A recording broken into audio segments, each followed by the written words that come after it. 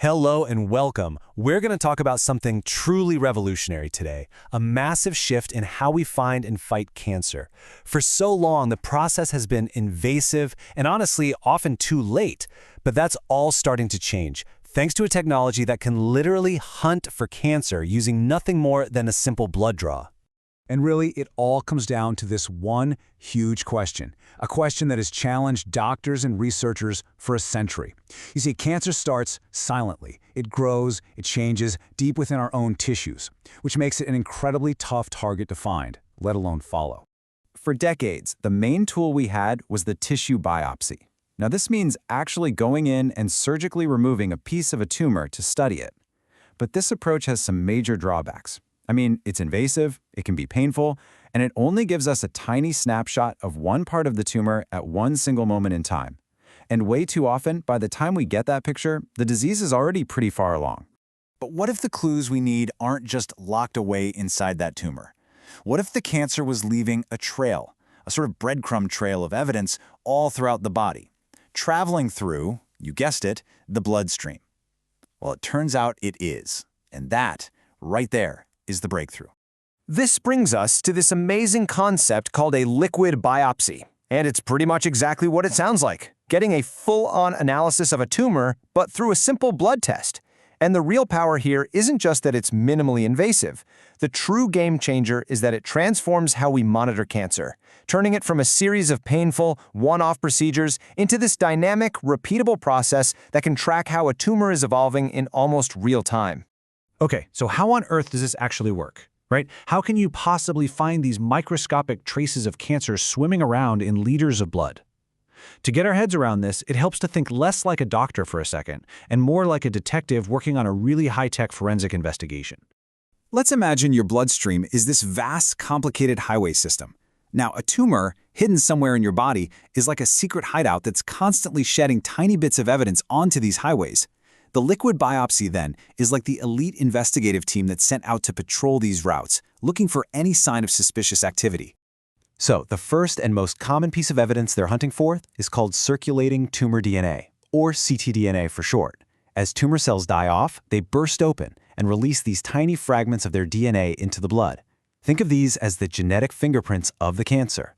It's the trace evidence that proves a tumor is there, and, even better, it reveals its unique genetic code. Now, the second target is even more direct. We're talking about circulating tumor cells, or CTCs. These are whole, living cancer cells that have actually broken off from the main tumor and are using the bloodstream, our highway system, to travel and set up shop in other parts of the body. In our detective analogy, these aren't just clues, these are the escaped suspects caught red-handed on the getaway. So here's the bottom line. This forensic investigation can hunt for both types of evidence. On one hand, you have the fragments of ctDNA, the clues left behind at the scene. And on the other, you've got the CTCs, the actual culprits, caught on the move. Analyzing both of these gives us an incredibly rich and detailed picture of what the cancer is up to. All right, let's look at how this whole forensic approach is already being used in clinics. I mean, this isn't science fiction anymore. It's being deployed today in 3 absolutely critical missions that are changing how patients are treated. Those 3 missions are, first, helping doctors pick the best possible therapy for a patient. Second, monitoring how well that therapy is working in real time. And third, and this is huge, detecting any tiny remnants of the disease left after treatment so you can stop it from ever coming back. First up, selecting the right therapy. By analyzing that ctDNA, doctors can pinpoint the specific genetic mutations that are driving a person's cancer. This is a massive advantage, especially in things like advanced lung cancer. It lets them match the patient with a targeted drug that's designed to attack that exact mutation. It makes treatment way more precise and way more effective. Second, monitoring the response. In other words, is the treatment actually working? Before liquid biopsies, you'd usually have to wait for a CT scan, weeks or even months down the line. But now, by tracking the levels of ctDNA in the blood, doctors can see if a tumor is shrinking almost immediately. It gives them vital early feedback and, get this, can even spot if the cancer is starting to develop resistance to the drug long before an imaging scan could. And third, finding what's left behind. After surgery or a round of treatment, the biggest fear is always relapse. Well, these tests are so sensitive they can detect microscopic traces of cancer, what's called minimal residual disease. Finding these last few lingering cells lets doctors predict a relapse long before it would ever show up on a scan. That gives them a critical window to jump in and stay one step ahead of the disease.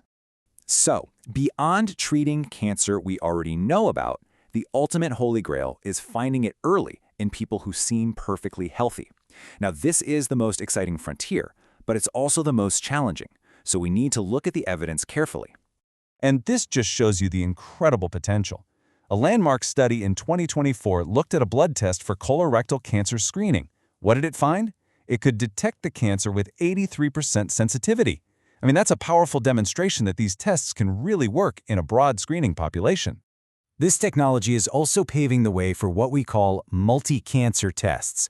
For example, the PanSeer test was able to detect 5 different types of cancer in patients up to 4 years before they were diagnosed the old-fashioned way. And then you have tests like OncoSeek, which are being developed to be incredibly affordable. We're talking around $20 to screen for more than a dozen cancers all at once. That's a game changer. But of course, we have to keep a balanced view here. The strengths are obvious. These tests are easy, you can do them over and over, and they give you a picture of the whole body. But there are still limitations. Their sensitivity can be lower in the very, very earliest stages of cancer. There's a risk of false positives, which can cause a lot of anxiety. And the medical world is still figuring out the exact right steps to take when someone gets a positive result. So, where is all of this going? The pace of innovation is just staggering, and the next wave of this technology is already starting to take shape. You see, the future isn't just about finding DNA. Researchers are now starting to combine that ctDNA analysis with other signals in the blood like RNA and proteins. And then they're layering powerful artificial intelligence on top of it all to analyze these super complex streams of data together. The goal? To create tests that are more sensitive and more accurate than anything we've ever seen before. Which leaves us with the final and pretty powerful question. We are moving toward a world where finding cancer might just become part of a routine checkup. And if we can find it early enough to treat it effectively, this technology could fundamentally transform cancer from one of our most feared diseases into something that's manageable, a long-term condition. Just think about that.